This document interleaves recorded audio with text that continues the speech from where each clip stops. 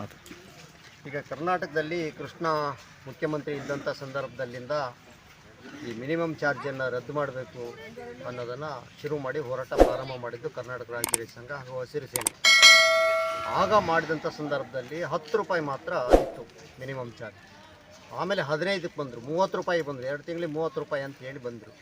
ಅವತ್ತು ಏನೇನು ಅನಪೇಕ್ಷಿತವಾಗಿ ಶುಲ್ಕಗಳನ್ನು ವಿಧಿಸ್ತಾ ಇದ್ರು ಅದನ್ನು ರದ್ದು ಮಾಡಬೇಕು ಅನ್ನೋ ಕಾರಣಕ್ಕೆ ಕರ್ನಾಟಕದಲ್ಲಿ ಕರ ನಿರಾಕರಣೆ ಚಳುವಳಿ ಅಂತ ಶುರು ಮಾಡಿದ್ರು. ಇವತ್ತು ಎಲ್ಲಿಗೆ ತಲುಪಿದೆ ಅಂತ ಹೇಳಿದರೆ, ಅವತ್ತು 15 ರೂಪಾಯಿ ಇದ್ದಂತಹ ಮಿನಿಮಮ್ ಚಾರ್ಜು ಇವತ್ತು ಒಂದು ತಿಂಗಳಿಗೆ 145 ರೂಪಾಯಿಗೆ ಸರ್ಕಾರ ನಿಗದಿ ಮಾಡಿದೆ. 145 ರೂಪಾಯಿಗೆ ನಿಗದಿ ಮಾಡಿದ್ರು ಯಾರೂ ಯಾಕೆ ಚಕಾರ ಎತ್ತಿಲ್ಲ ಅಂದರೆ 200 ಯೂನಿಟ್ವರೆಗೂ ಫ್ರೀ ಅಂತ ಹೇಳ್ಬಿಟ್ಟು ಅದರಾಗ ಆವ್ರೇಜ್ ಅಂತ ಹೇಳ್ಬಿಟ್ಟು ಕೊಡ್ತಾ ಇದ್ದಾರೆ. ಭಾಳ ಜನ ಕರೆಂಟ್ ಫೀಸ್ ಕಟ್ತಾ ಇಲ್ಲ. ಹಾಗಾಗಿ ಕರೆಂಟ್ ಫೀಸ್ ಕಟ್ತಾ ಇಲ್ಲ ಅನ್ನೋ ಕಾರಣಕ್ಕೆ ಒಂದು ಜನರಿಗೆ ಗೊತ್ತಾಗಿಲ್ಲ. ಯಾಕೆಂದರೆ ಬಿಲ್ ತೊಗೊಂಡಿಲ್ಲ, ಬಿಲ್ ಪರಾಮರ್ಶೆ ಮಾಡುವಂಥದ್ದಿಲ್ಲ, ದುಡ್ಡು ಕಟ್ಟಂಗಿಲ್ಲ, ಬಿಲ್ ತೊಗೊಳಂಗಿಲ್ಲ. ಹಾಗಾಗಿ ಇಂತಹ ಸಂದರ್ಭವನ್ನು ಒಳ್ಳೆ ಪೀಕ್ ಅವರ್ ಅಂತ ತಿಳ್ಕೊಂಡು ಸರ್ಕಾರ 40 ರೂಪಾಯಿ ಇದ್ದಂಥ ಮಿನಿಮಮ್ ಚಾರ್ಜನ್ನು 145 ರೂಪಾಯಿಗೆ ಏರಿಸಿದ್ದಾರೆ. ಆಮೇಲೆ ಅಲ್ಲಿ ಹಿಂದೆ 1 ಮೀಟ್ರಿಗೆ ಮಿನಿಮಮ್ ಚಾರ್ಜ್ ಅಂತ ಇತ್ತು, ಇವಾಗ ಅದನ್ನು 1 ಕಿಲೋವ್ಯಾಟಿಗೆ 145 ರೂಪಾಯಿ ಮಿನಿಮಮ್ ಚಾರ್ಜ್ ಅಂತ ಮಾಡಿದ್ದಾರೆ. ಟ್ರಾನ್ಸ್ಮಿಷನ್ ಲಾಸ್ ಅನ್ನೋದೇನಿತ್ತು ಅದನ್ನು 1 ಯೂನಿಟ್ಗೆ 36 ಪೈಸೆಯನ್ನು ನಿಗದಿ ಮಾಡಿದ್ದಾರೆ. ಆಮೇಲೆ P&G ಅಂತೇಳಿ ಅವ್ರ ಎಂಪ್ಲಾಯೀಸಿಗೆ ಕೊಡಬೇಕಾದಂತಹ P&G ಪೆನ್ಷನ್ ಗ್ರ್ಯಾಚ್ಯುಟಿ ಏನು ಕೊಡ್ತಾರೆ ಅದನ್ನು ನಮ್ಮ ಹಣದಿಂದ ನಮ್ಮಿಂದ 1 ಯೂನಿಟ್ ದರದ ಮೇಲೆ 36 ಪೈಸೆಯನ್ನು ಬಳಸ್ತಾ ಇದ್ದಾರೆ. ಇದು ಮೋಸದ ಬೆಲೆ, ಜನರನ್ನು ಸುಲಿಗೆ ಮಾಡುವಂಥ ಕ್ರಮ. ಜನರಿಗೆ ಯಾರಿಗೂ ಗೊತ್ತಿಲ್ಲ. ಇದು ಸುಮ್ಮನೆ ಅವ್ರು ಬಿಲ್ ಕೇಳ್ತಾರೆ, ಇವ್ರು ಕಟ್ತಾರೆ. ಹೆಂಗೋ ಫ್ರೀ ಕೊಟ್ಟಿದ್ದೀವಿ ಅಂತ ಹೇಳಿ ಹಿಂಬಾಗಲಿಂದ ತಲೆ ಹೊಡೆಯುವಂಥ ಕೆಲಸ ಇದು ಕರ್ನಾಟಕ ಸರ್ಕಾರ ಶುರು ಮಾಡಿರುವಂಥ ಕೆಲಸ. ನಿಮಗೆ ಉಚಿತವಾಗಿ ಕರೆಂಟ್ ಕೊಡ್ತೀವಿ ಅಂತ ಹೇಳ್ತಾ ದರ ಹೆಚ್ಚು ಮಾಡಿದ್ದಾರೆ. ಆ ದರ ಹೆಚ್ಚು ಮಾಡಿ ಈಗ ಅದರ ಬದಲಾಗಿ 145 ರೂಪಾಯಿ ಮಿನಿಮಮ್ ಚಾರ್ಜು ಏನು ಯೂನಿಟಿ ಮಾಡಿದ್ದಾಯಿತು. ಈಗ ಒಂದು ಯಾವುದೋ ಫ್ರಿಜ್ ಇದೆ ಅಥವಾ ಯಾವುದೋ ಒಂದು ವಾಷಿಂಗ್ ಮಿಷಿನ್ ಇದೆ ಅಂತ ಹೇಳಿ ಕನಿಷ್ಠ 2 ಕಿಲೋವ್ಯಾಟನ್ನು ಕರೆಂಟನ್ನು ತಗೊಳ್ತಾರೆ ಪ್ರತಿಯೊಬ್ಬರು ಸಂಪರ್ಕನ. ಅಲ್ಲಿಗೆ 290 ರೂಪಾಯಿ ಮಿನಿಮಮ್ ಚಾರ್ಜ್ ಆಯಿತು. 290 ರೂಪಾಯಿ. ಮತ್ತು ಅವನು ಬಳಸೋ ಪ್ರತಿ ಯೂನಿಟ್ಟಿಗೂ ಕೂಡ 36 ಪೈಸೆ. ಮತ್ತು ಅವನು ಬಳಸೋ ಪ್ರತಿ ಯೂನಿಟ್ ಮೇಲೂ ಕೂಡ P&G 36 ಪೈಸೆ. ಅದು 72 ಪೈಸೆ ಪ್ಲಸ್ 145 ರೂಪಾಯಿ ಮಿನಿಮಮ್ ಚಾರ್ಜು. ಅವನು ಎಷ್ಟು ಯೂನಿಟ್ ಕರೆಂಟನ್ನು ಬಳಸ್ತಾನೋ ಅದರ ಮೇಲೆ ಇಂಟು 36 ಪೈಸೆ. ಇದು ನಾವು ಬಳಸಿರುವಂತಹ ವಿದ್ಯುತ್ತಿನ ಬೆಲೆ ಅಲ್ಲ. ಇದನ್ನು ಸರ್ಕಾರ ನಮ್ಮ ಮೇಲೆ ದಗಲ್ಬಾಜಿ ತಮ್ಮದಿಂದ ವಸೂಲಿ ಮಾಡ್ತಾ ಇದೆ. ಹಳ್ಳಿಯ ಜನರಿಗೆ ಇದು ಗೊತ್ತಿಲ್ಲ.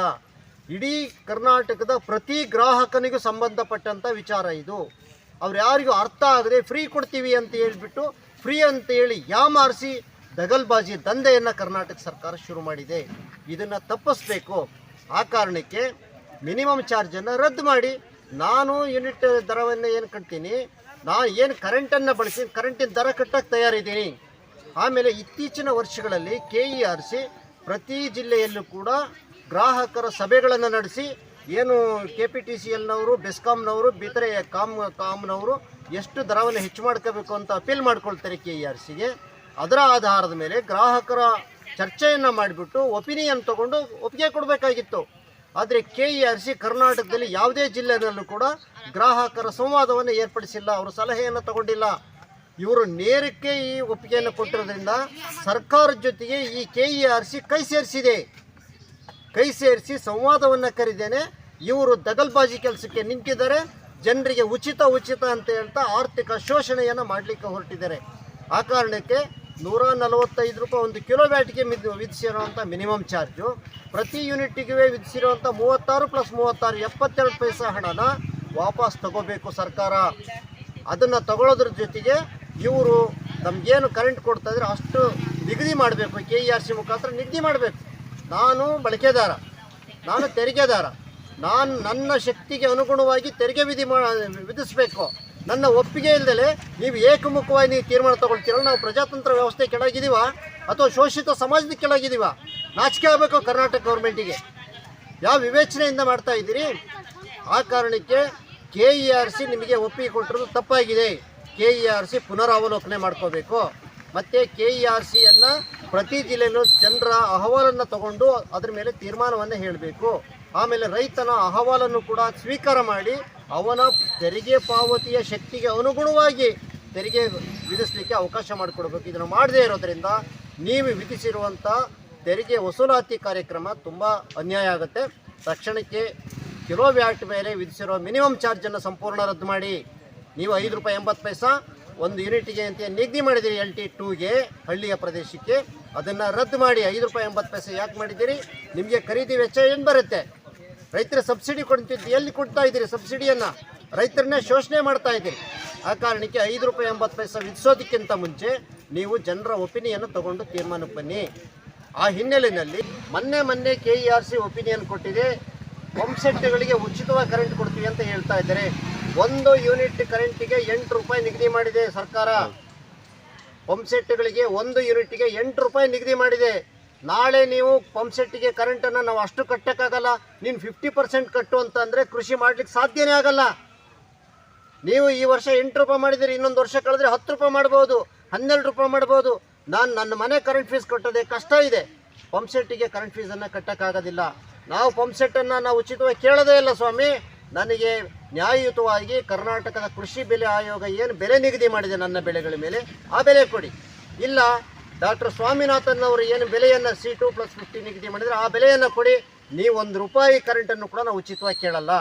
ಪಂಪ್ ಸೆಟ್ಟಿಗೆ ನಾವು ಬಿಲ್ ಕಟ್ಟಕ್ಕೆ ತಯಾರಾಗಿದ್ದೀವಿ. ಯಾಕೆಂದರೆ ನಾನು ಏನು ವಿದ್ಯುತ್ತನ್ನು ಬಳಸ್ತೀನಿ ಪಂಪ್ ಸೆಟ್ಟಿಗೆ, ಆ ವಿದ್ಯುತ್ತು ಉತ್ಪಾದನೆಯ ವೆಚ್ಚದ ಮೇಲೆ ಬರುತ್ತೆ. ನನ್ನ ಬೆಳೆಗಳ ಉತ್ಪಾದನೆಯ ವೆಚ್ಚದ ಮೇಲೆ ಬರೋದ್ರೆ ನಾನು ಕಟ್ಟಕ್ಕೆ ತಯಾರಾಗಿದ್ದೀವಿ. ನೀವು ನಿಜವಾದ ಬೆಲೆಯನ್ನು ಕೊಡಲಿಕ್ಕೆ 78 ವರ್ಷಗಳ ಕಾಲ ಆಳಿರುವಂಥ ಎಲ್ಲ ಸರ್ಕಾರಗಳು ಸೋತಿದ್ದೀರಿ. ಅದಕ್ಕೆ ನಮಗೆ ಸಬ್ಸಿಡಿ ಅಂತ ಒಂದು ಮೂಗಿಗೆ ತುಪ್ಪ ಸವರೋ ಕೆಲಸ ಮಾಡ್ತಾ ಇದ್ದೀರಿ.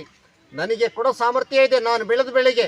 ಆ ಕಾರಣಕ್ಕೆ ನನ್ನ ಬೆಳೆಗಳಿಗೆ ಸೂಕ್ತವಾಗಿ ಕರ್ನಾಟಕ ಕೃಷಿ ಬೆಲೆದ ಆಯೋಗದ ವರದಿ ಅಥವಾ C2+50 ಬೆಲೆ ವರದಿಯ ಆಯೋಗದ ಆಧಾರದ ಮೇಲೆ ಬೆಲೆಯನ್ನು ಕೊಟ್ಟರೆ ನಮಗೆ ನಿಮ್ಮ ಗೊಬ್ಬರದ ಸಬ್ಸಿಡಿ ಬೇಡ, ನಿಮ್ಮ ಯಂತ್ರೋಪಕರಣ ಬೆಲೆ ಕೊಡೋಷ್ಟು ಸಬ್ಸಿಡಿ ಬೇಡ, ಮತ್ತು ನೀವು ಉಚಿತವಾಗಿ ಕರೆಂಟ್ ಕೊಡೋದು ಬೇಡ.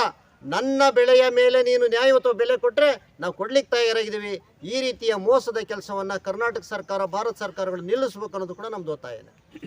ನಮಸ್ಕಾರ ಸ್ನೇಹಿತರೆ, ನಾನು ನಿಮ್ಮ ಮಲ್ಲೇಶ್ ಜೆ ರೇಷ್ಮೆ ರಾಜ ಯೂಟ್ಯೂಬ್ ಚಾನಲ್ಗೆ ಸ್ವಾಗತ. ನೀವೆಲ್ಲರೂ ಸಹ ಇದುವರೆಗೂ ಈಚುಘಟ್ಟದ ಸಿದ್ದವೀರಪ್ಪನವರು ಮಾತಾಡಿದ್ದನ್ನು ಕೇಳಿದ್ದೀರಾ. ಸರ್ಕಾರಗಳು ಹೇಗೆ ನಮ್ಮನ್ನು ಸುಲಿಗೆ ಮಾಡ್ತಾ ಇದ್ದಾವೆ ಅಂತಕ್ಕಂಥದ್ದನ್ನು ತುಂಬ ಸವಿಸ್ತಾರವಾಗಿ ಹೇಳಿದ್ದಾರೆ. ₹15 ₹145ವರೆಗೂ ಮಿನಿಮಮ್ ಚಾರ್ಜನ್ನು ಏರಿಕೆ ಮಾಡಿದ್ದಾರೆ. ಮತ್ತು P&G ಚಾರ್ಜಸ್ ಅಂತೇಳಿ ಪ್ರತಿ ಯೂನಿಟಿಗೆ 32 ಪೈಸೆಗಳನ್ನು ಕಟ್ಟಿಸ್ಕೊಳ್ತಾ ಇದ್ದಾರೆ. ಇದೇ ರೀತಿ ಎಲ್ಲರೂ ಸಹ ಎಚ್ಚೆತ್ಕೊಳ್ಳಿ. ನಮಸ್ಕಾರ ಸ್ನೇಹಿತರೆ.